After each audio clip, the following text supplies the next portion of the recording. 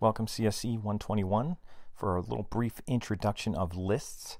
I'm in Repellent. I'm looking at a list here of cars, and you can see a list is basically just set up with a variable name called cars, and it's defined by using square brackets, and this happens to be a list of strings, and you can see they're just car names, but they don't have to be strings. You could have a list of numbers, you could have a list of variables, you can have lists inside of lists. There's a lot you can do with lists, but again, we're just going to touch on them briefly because we're going to work with turtles just a little bit, and they use lists in there and they use for loops, so we'll just kind of do a brief little introduction of some basic things we can do with lists. And if you need to learn more about lists, if you go to your Python text box, if you go to collections lists, they have some information here on lists, including some of the methods that go with lists. I'll go over just a couple of those. And then also under how to think like a computer scientist, chapter 10 has a lot of information about lists. We're not going to get that deep into lists just yet. We're going to touch on lists and we're going to use them a little bit, but we're not going to get into everything in this chapter. And then also under chapter 4, where we are going to dig into a little bit, are the Python turtle graphics, and they kind of introduce a for loop, and they use a for loop with a list. So that'll be our little gentle introduction to lists, including what I'm going over right here. So here's a list right here. And remember also, when you type these things up, you could type them up without quotes. And then when you double click on them, depending if you're using Mac or Windows, I think on a Windows you could hold Control. On a Mac, I think you hold Command, and you could double click on all these so that if you wanted to put in quotes after the fact and not have to type in quotes as you're typing, that helps too. So I'll just point that out. So I won't retype this. So this is our list, and you can see we have in our list, the length of our list is 6 because we have 6 items. And one thing that they do have is index position numbers. So there's an index number for each position in the list. This is 0 position, this is first position, 2, 3, 4, 5. So there's 6 elements in the list, but there's position 0 through 5. And just a couple things with lists, and I'll just kind of just run through a couple things here. Print, and I print out the list, and I'm just printing out the variable of that list and run that. It'll just return the list, and it actually returns it with brackets and quotes just as I have it.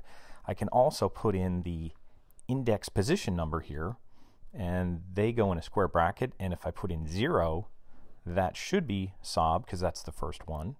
If I put in 3, that should be 0, 1, 2, 3. That should be Honda, and that's what comes out down here. And you know, that's all. If you need to pull things from a list, you can do that. Other things you could do from a list, you could put the length of the list if you had a really long list, or if you needed the number of the list, you could put in length and then put parentheses around here, which should be 6 because there's 6 elements in that list, and there's 6. That's the length of the list. Other things we could do with a list, we could even run before I get into the for loop, we can also do this as far as index number. If I go back to index number, if I do cars, and I remember use the square brackets for index number, but you can also do more than one. If I did 0 through 2, what that should give me is 0, 1, and 2. It probably won't return BMW because it doesn't include the 2. It would just give me 0 and 1. So let me run that. And that's what it does. It gives me Saab and Volvo, which are 0 and 1, because in that list range, it does not include 2. So it also does that. So let me try something else here. I'll return this down here, and I'll do a for loop because we were introducing for loops, and I'll just say for I in cars, using I as a variable to represent an iterator, I'll put a colon there, and then I'll indent this. And what I want to do here is just print out cars. And if I do that, it should run through the list and print every element in the list, as long as I have this set up correctly. And that's printing the list. And actually, I don't want the list. I actually want each element in the list. I just need to print I here.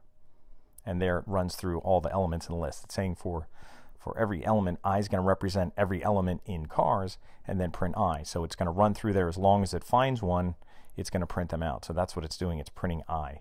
And other things you could do here is you could print the index number of all these things. You could print out cars.index,